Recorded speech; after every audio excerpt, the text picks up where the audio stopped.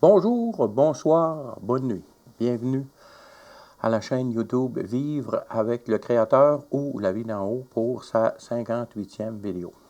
Le sujet d'aujourd'hui, l'amour de la vérité. C'est un sujet qu'on a vu brièvement par le passé, inclus dans d'autres enseignements, mais on va regarder plus en détail en quoi cela consiste. 2 Thessaloniciens, chapitre 2, versets 7 à 12. Car le mystère de l'iniquité agit déjà. Il faut seulement que celui qui le retient encore ait disparu. Et alors paraîtra l'impie que le Seigneur Jésus détruira par le souffle de sa bouche et qu'il anéantira par l'éclat de son avènement. L'apparition de cet impie se fera par la puissance de Satan avec toutes sortes de miracles, de signes et de prodiges mensongers, et avec toutes les séductions de l'iniquité, pour ceux qui périssent parce qu'ils n'ont pas reçu l'amour de la vérité pour être sauvés. Aussi, Dieu leur envoie une puissance d'égarement pour qu'ils croient au mensonge, afin que tous ceux qui n'ont pas cru à la vérité, mais qui ont pris plaisir à l'injustice, soient condamnés. L'amour de la vérité. Le passage que nous venons de lire affirme que les personnes qui ne la reçoivent pas, l'amour de la vérité, périssent sans être sauvées de leur iniquité, parce qu'elles ont pris plaisir à l'injustice, qui est un synonyme d'iniquité. Pour bien comprendre une énoncé, il faut nécessairement savoir ce que signifie chaque mot qui la compose. Ici, nous avons 2 mots importants pour bien maîtriser cette affirmation qu'est l'amour de la vérité, soit le mot amour et le mot vérité. Quand nous faisons des recherches dans la parole de Dieu au sujet de l'amour et de la vérité, on est submergé par la quantité de versets que l'on peut trouver qui traitent de ce sujet ou qui affirment la vérité ou qui parlent de l'amour. Voyons donc, pour commencer, ce que nous trouvons comme définition de ces 2 mots dans le dictionnaire Larousse, ainsi que des commentaires tirés de la même encyclopédie. Voyons premièrement le mot « amour ». C'est un nom masculin. Première définition, mouvement de dévotion qui porte un être vers une divinité, vers une entité idéalisée, adhésion à une idée, à un idéal, amour de Dieu. On voit ici adhésion à une idée. Donc, il faut vouloir adhérer à cette idée. Deuxième définition, intérêt, goût très vif manifesté par quelqu'un pour une catégorie de choses, pour telle source de plaisir ou de satisfaction. Exemple, les personnes qui font du 4 roues, ou qui aiment le hockey, ou qui aiment les sports d'hiver. Amour des objets d'art, son amour du jeu le perdra. Ça, c'est des exemples ici. Troisième définition, affection ou tendresse entre les membres d'une famille. Amour parental, filial. On voit ici que déjà l'amour a plusieurs variantes. 4. Inclinaison d'une personne pour une autre, de caractère passionnel ou sexuel. Déclaration d'amour, on parle de l'amour individuel entre 2 personnes ici. 5. Liaison, aventure amoureuse, sentimentale, galante, un amour de jeunesse. Ici, on parle de quelque chose qui est très éphémère. 6. Personne aimée. On peut dire mon amour. C'est donc on parle de la personne que l'on aime. Surtout dans des apostrophes. Là, je ne comprends pas ce qu'ils veulent dire ici, mais mon amour, c'est ce que je viens de dire. 7. Représentation symbolique des désirs de l'amour par un très jeune enfant ou un petit Cupidon. On voit ça souvent dans le temps de la Saint-Valentin. L'encyclopédie Larousse dit aussi, donne des détails. Sentiment très intense, attachement englobant la tendresse et l'attirance physique entre 2 personnes. Le mot amour, du latin amor, a une particularité en français, celle de devenir féminin au pluriel. Gustave Klimt, dans son livre Le baiser, écrit « Si l'amour a donné lieu à de nombreux clichés, il reste un concept abstrait, plus facile à expérimenter qu'à expliquer. » Là-dessus, il n'a pas tort du tout. Sa définition elle-même, affection vive pour quelqu'un ou pour quelque chose, n'est pas univoque. Et son sens peut varier de la dévotion à la tendresse. C'est ce qu'on disait tout à l'heure, il y a différents niveaux et types d'amour.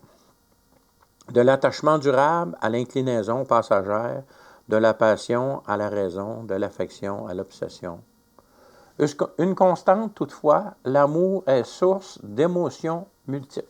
Quelles que soient les nuances dont il se teinte, ce qui explique sans doute qu'il soit si souvent symbolisé par un cœur, organe dont le rythme s'emballe au gré des émois. Ici, on se reconnaît dans notre compréhension de l'amour. Il continue. Les trois amours en grec, c'est Il Bonzino, Vénus, Cupidon et le temps, dans son livre, ici, décrit et dit « Depuis l'Antiquité, l'amour fait l'objet d'interrogations et de débats. Ainsi, les Grecs distinguaient trois sentiments différents.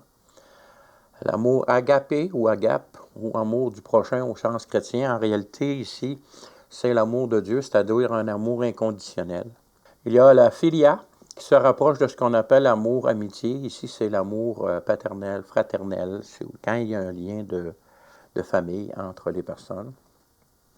Et il y a l'amour éros, qui désigne l'attirance sexuelle et le désir représenté dans la mythologie romaine. Par Cupidon, ce petit enfant ailé qui décoche des flèches d'or dans le cœur des humains. Encore une fois, ici, on voit ça beaucoup dans le temps de la Saint-Valentin. Remarquez que les trois types d'amour sont mentionnés dans le Nouveau Testament, parce que le Nouveau Testament, initialement, a été écrit en grec. Et ces mots, agape, philia et eros, se retrouvent dépendamment du contexte utilisé. Un exemple de ça se trouve dans Jean, chapitre 21, versets 15 à 17, lorsque Jésus demande 3 fois à Pierre, « M'aimes-tu? » Verset 15. Alors qu'il eut mangé, Jésus dit à Pierre, « Simon, fils de Jonas, m'aimes-tu? » Ici, c'est le mot grec utilisé, c'est agape, agapé. Plus que ne m'aiment ceux-ci. Et il lui répondit, « Oui, Seigneur, tu sais que je t'aime. » Ici, le mot « aime », c'est le mot « philia » que Pierre utilise. Jésus lui dit, « Paie mes agneaux. » Verset 16, il lui dit une seconde fois, « Simon, fils de Jonas, m'aimes-tu? » C'est encore ici le mot « agapé » qui est utilisé. Pierre lui répondit, « Oui, Seigneur, tu sais que je t'aime. » Ici, Pierre utilise le mot « philio », philia, dépendamment là, des contextes. Jésus lui dit, « Paie mes brebis. » Il lui dit, Jésus, pour la troisième fois, « Simon-Pierre, fils de Jonas, m'aimes-tu? » Cette fois-ci, Jésus utilise le mot « philia ». Pierre fut attristé de ce qu'il lui avait dit pour la troisième fois, « M'aimes-tu? » Ici, c'est philia. Et il lui répondit, « Seigneur, tu sais que toute chose, tu sais que je t'aime, philia. » Jésus lui dit, « Paie mes brebis. » Fait qu'on voit que Pierre reconnaissait ici qu'il était incapable de vivre par lui-même l'amour agapé, l'amour divin, l'amour sans condition, mais qu'il aimait d'une façon comme familiale Jésus, qui est en réalité devenu son frère. Voyons maintenant la définition du dictionnaire du mot « vérité ». C'est un nom féminin. Première définition que le dictionnaire nous donne, c'est « adéquation entre la réalité et l'homme qui la pense ». Adéquation, moi je ne comprends pas trop ce mot-là, mais on voit que c'est une relation entre la réalité et ce que l'homme pense qu'est la réalité. 2, c'est une idée, proposition qui emporte l'assentiment général ou s'accorde avec le sentiment que quelqu'un a de la réalité, la vérité éternelle. C'est des choses qu'on peut retrouver dans la parole de Dieu. Mais c'est l'assentiment général. On voit ici que l'assentiment général peut être modifié au fil du temps aussi, si on parle d'un groupe de personnes. 3, connaissance ou expression d'une connaissance conforme à la réalité, aux faits tels qu'ils se sont déroulés, les faits réels eux-mêmes, le témoin a caché la vérité. On sait qu'ici, il y a plusieurs témoins à un accident d'automobile, entre autres.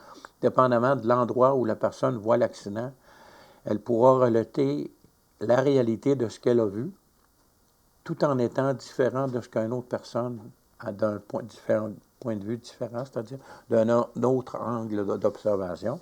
Les deux vont dire la vérité du même événement, mais leur version va être différente étant donné qu'ils sont placés différemment par rapport à l'accident.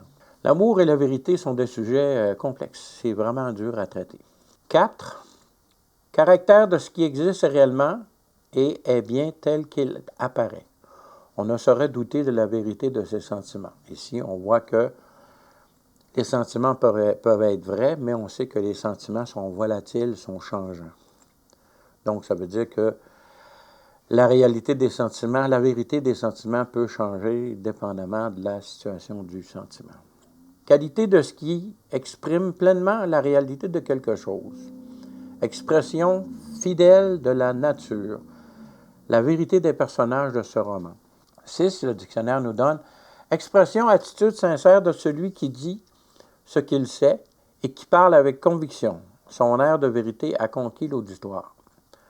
7. En opposition, indique que ce qui est fait vise à établir la réalité des faits. C'est une opération vérité, on parle des témoins de tout à l'heure. L'ensemble des témoignages de tous les témoins va nous amener une image de la vérité telle qu'elle est, sur tous ses angles, sur tous ses aspects. En logique, on parle ici de mathématiques et en logique, position d'une proposition par rapport aux conditions imposées par un langage donné et par rapport à un état de fait. Je ne comprends pas trop cette information, mais on est là pour voir on a vu jusqu'à maintenant des choses intéressantes en ce qui concerne la vérité. L'encyclopédie, toujours du Larousse, donne des détails, les détails suivants. Caractère de ce qui est vrai. Donc, encore ici, le fameux mot adéquation entre la réalité et l'homme qui la pense. C'est une répétition aussi de la définition. La vérité est la qualité d'une affirmation qui dit ce qui est comme cela est. Je pense que c'est facilement comprenable. Elle tient essentiellement au rapport entre l'énoncé et ce qui est. La vérité n'est donc pas la cohérence qui ne concerne que l'énoncé en lui-même, ni la réalité, qui est le propre de l'être dont elle parle. Un peu ici, ce qu'il dit, c'est que même si la personne dit la vérité, on ne peut pas vraiment juger de la vérité complète parce que la personne dit ce qu'elle voit seulement, alors qu'une autre personne peut voir des choses différentes. Il ne concerne que l'énoncé en lui-même, ni la réalité, qui est le propre d'être dont elle parle. Donc, la réalité est une chose, la vérité est une chose, mais dépendamment des personnes qui témoignent de la vérité, dépendamment de leur point de vue, on peut voir seulement qu'un aspect de la vérité. Il convient également de distinguer la vérité de la sincérité, celle-ci étant la volonté de dire de ce que l'on croit être vrai. Exemple, les témoins qui voient l'accident. Ce qu'ils disent est vrai, ils sont sincères, mais la réalité est plus complète que ça, plus complexe, parce que les différents témoins vont dire des choses différentes, parce que leur point de vue est différent, mais la réalité pour elles ne change pas. Et c'est l'addition des différents points de vue qui vont faire qu'on a la vérité telle qu'elle est. Et encore là, il y a les personnes qui sont impliquées directement dans l'accident, s'ils ont une perte de mémoire, ces choses-là, on n'aura pas cet aspect-là qui fait partie aussi intégrante de la vérité. Finalement, le fanatisme, qu'il soit politique ou religieux, suscite par réaction une grande méfiance à l'égard de tout discours se présentant comme vrai. Ce soupçon est accru par la crise de la science contemporaine qui a dû renoncer aux certitudes du scientisme au profit du probabilisme de la physique quantique. Au début, il parle du fanatique religieux. C'est sûr que chaque personne, dit avoir la vérité, elle le croit sincèrement, mais la vérité est plus grande que ce qu'elle voit seulement. Et en ce qui concerne la science, c'est ça qu'au début, les scientifiques s'appuyaient toujours sur des expériences répétitives, mais maintenant, avec la physique quantique, ce n'est plus que des probabilités, donc il n'y a plus rien de certain en science. Pour ça que ceux qui mettent leur foi seulement dans la science se privent de la vérité telle qu'elle est. Parce que pour avoir la vérité complète, ça prend tous les aspects. Et pour nous qui connaissons celui qui a créé toutes choses, on a besoin du point de vue de celui qui créa toutes choses pour vraiment avoir accès à la vérité complète. Finir le texte. Enfin, l'ethnologie a contribué à accroître la conscience de la diversité des cultures. Ces différentes raisons ont pour effet de promouvoir une attitude sceptique. Évidemment, ce que les gens vivent le prennent pour la vérité. Si une autre personne vit une réalité différente, ils vont avoir leur propre vérité. C'est un courant de pensée qu'on retrouve beaucoup dans le monde ici. Ah, toi, ta vérité, j'ai ma vérité. Alors que la vérité ne peut vraiment être trouvée que si on prend la parole de celui qui a créé toute chose. C'est ce que la fin de ce texte confirme. La vérité n'est toutefois pas abolie. Elle garde son importance éthique et juridique, même si son statut est complexe. Il convient donc de l'aborder sous l'angle de la philosophie et sous celui du droit. J'aime beaucoup ce qui est dit ici. La vérité n'est toutefois pas abolie. Peu importe ce que tu comprends, la vérité, qu'il soit partielle ou pas, ça ne change rien à la vérité. La vérité sera toujours la vérité. Nous venons de voir ce que la conscience humaine dit au sujet de l'amour et de la vérité. Ce que nous venons de voir est la conception correcte, actuelle, de ces deux choses. Et comme il s'y trouve toujours une certaine partie d'incertitude, cela ouvre la porte à la possibilité de la modification de cette conception dans l'avenir selon la direction que prendra l'humanité. On voit aujourd'hui que c'est tellement répandu que chacun a sa vérité. Si quelqu'un veut se prendre pour un chat, on ne peut pas contredire qu'il est un chat parce qu'il se prend pour un chat. Même si tous les gens qui l'entourent voient qu'il n'est pas un chat. Comme j'ai dit tout à l'heure, pour avoir la vision complète de la vérité, il faut nécessairement prendre le point de vue du Créateur éternel qui a créé toute chose. Parce que lui est le seul qui a la vision complète de ce qu'est la vérité. Examinons donc maintenant ce que Jésus affirme au sujet de ces deux réalités, soit la vérité et l'amour. Premièrement, voyons le passage où Jésus affirme qu'il est la vérité. Jean 14, versets 1 à 7 affirme « Que votre cœur ne se trouble point. Croyez en Dieu, croyez en moi. » C'est Jésus qui parle ici. « Il y a plusieurs demeures dans la maison de mon Père. Si cela n'était pas, je vous l'aurais dit. Je vais vous préparer une place. Et lorsque je m'en serai allé et que je vous aurai préparé une place, je reviendrai et je vous prendrai avec moi, afin que là où je suis, vous y soyez aussi. Vous savez où je vais, et vous en savez le chemin. » Thomas lui dit, « Seigneur, nous ne savons où tu vas, comment pouvons-nous en savoir le chemin? » Jésus lui dit, « Je suis le chemin, la vérité et la vie. Nul ne vient au Père que par moi. Si vous me connaissiez, vous connaîtriez aussi mon Père. Et dès maintenant, vous le connaissez et vous l'avez vu. » Jésus affirme clairement qu'il est le chemin, la vérité et la vie, et que celui qui le voit aussi son Père, parce qu'il est l'image parfaite de qui est Dieu sur cette terre. C'est vraiment Dieu incarné.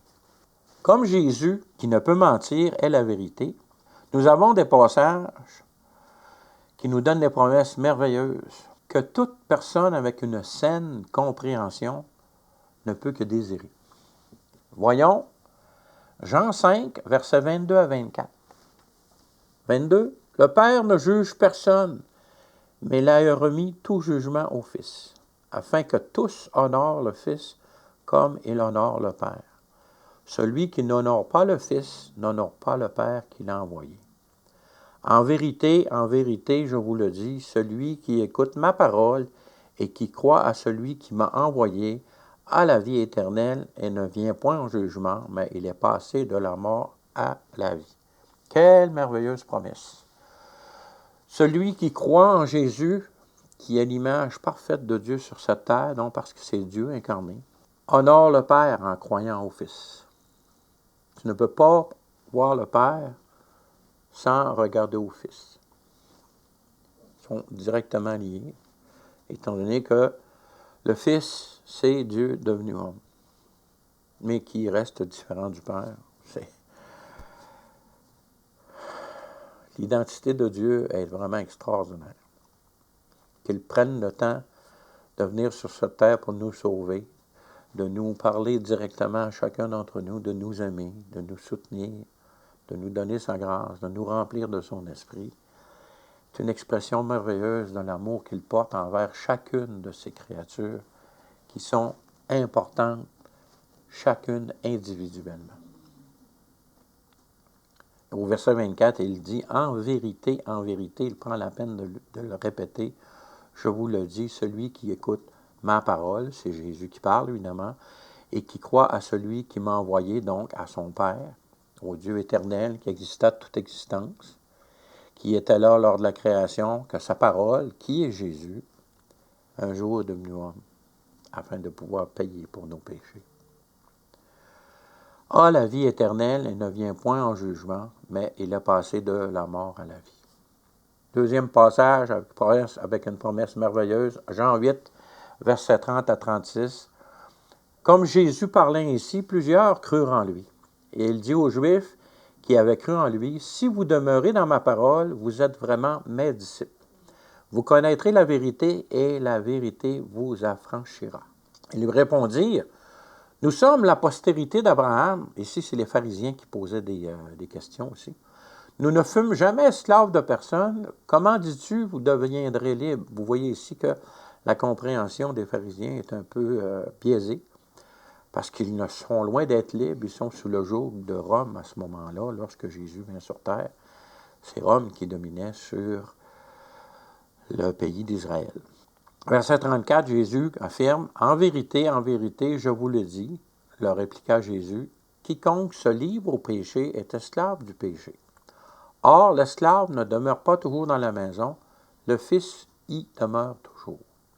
Si donc le Fils vous affranchit, vous serez réellement libre. » La vraie liberté, c'est la liberté que donne Jésus le Christ.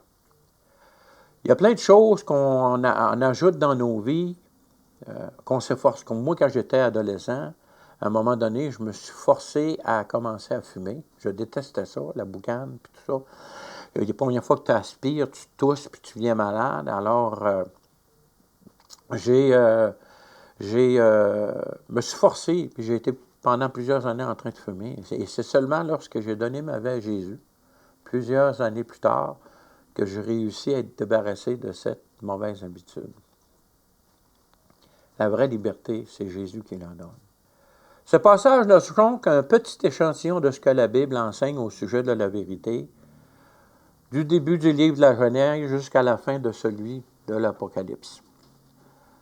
La parole de Dieu est donc claire à ce sujet. Jésus le Christ est la vérité. Comme j'ai dit, quand tu fais une recherche dans la parole de Dieu en ce qui concerne la vérité et l'amour, le nombre de passages sont tellement importants qu'on vient un peu la tête qui tourne lorsqu'on veut toutes les lire en même temps. Il faut vraiment y aller graduellement et à répétition. D'où l'importance de lire la parole de Dieu à chaque jour afin de prendre connaissance et que cette parole vienne dans notre cœur d'une façon permanente.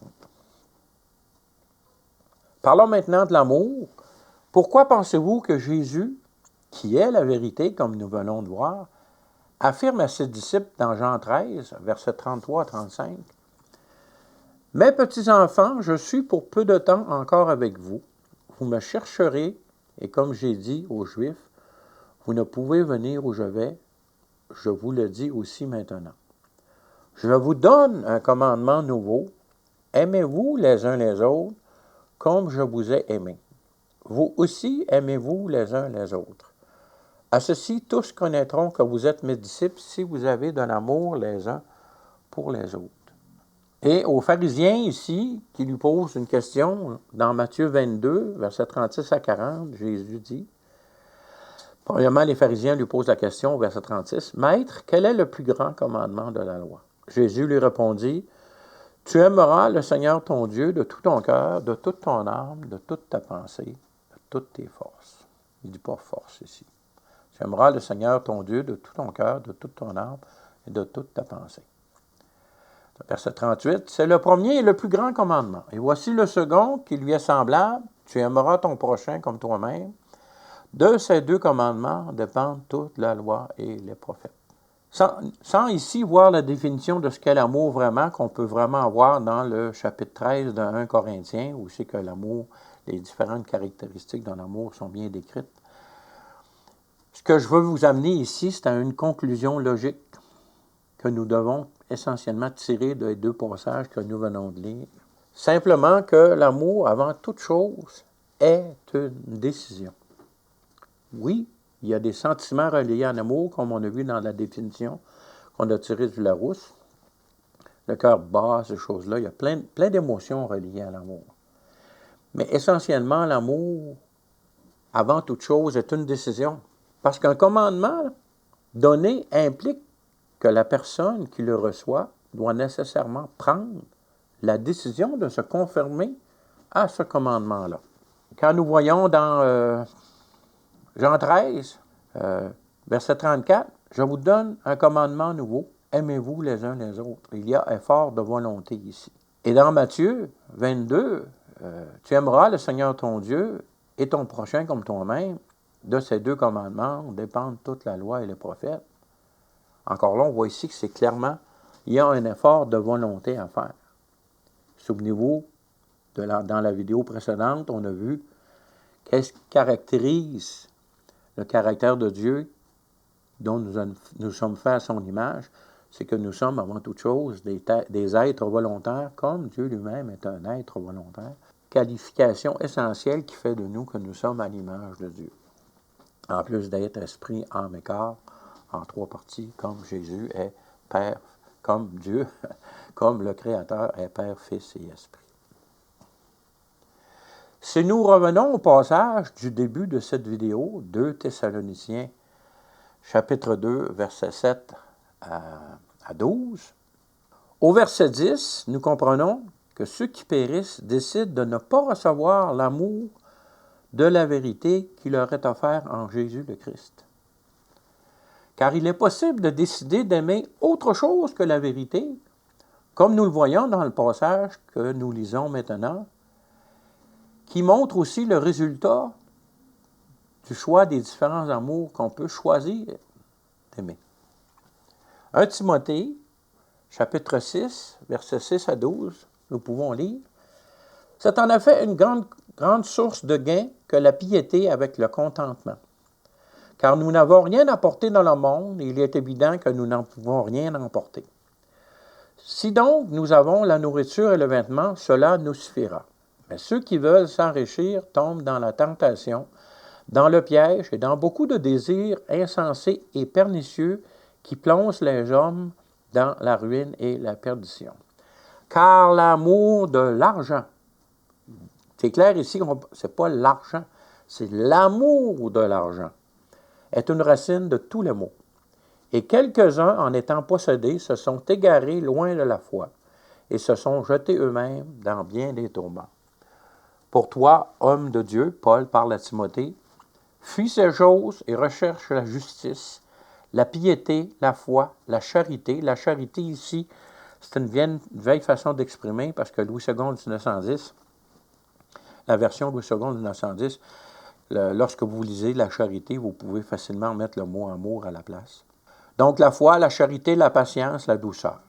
Combat le bon combat de la foi, saisis la vie éternelle à laquelle tu as été appelé, pour laquelle tu as fait une belle confession en présence d'un grand nombre de témoins.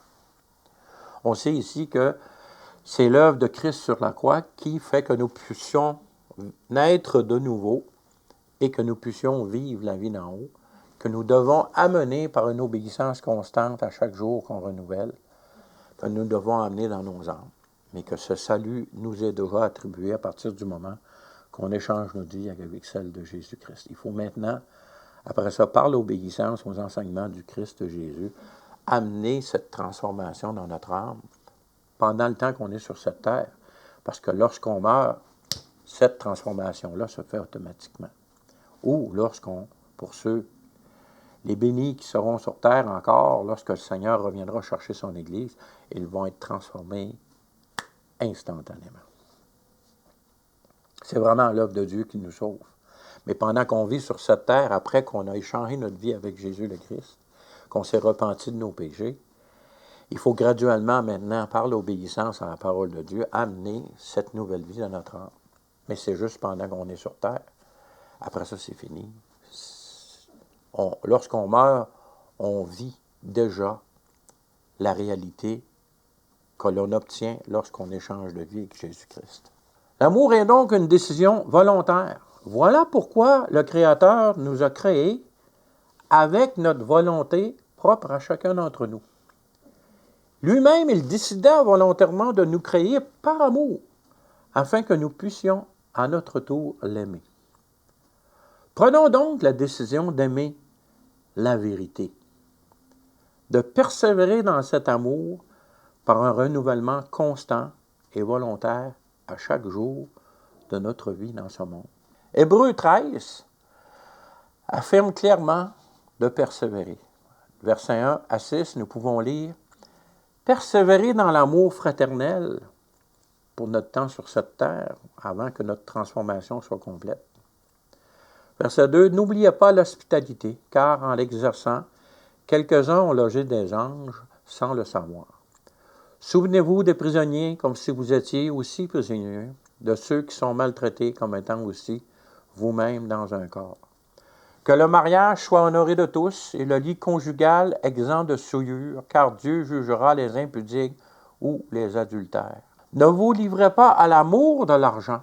Contentez-vous de ce que vous avez, car Dieu lui-même a dit, « Je ne te délaisserai point et je ne t'abandonnerai point. » C'est donc avec assurance que nous pouvons dire, « Le Seigneur est mon aide, je ne craindrai rien, que peut me faire un homme. » Dieu pourvoira donc à tous nos besoins jusqu'à notre mort ou jusqu'à son retour qui sera déclenché par l'enlèvement de son corps de cette terre avant que la colère de l'agneau ne soit versée sur ceux qui ont choisi de ne pas aimer la vérité.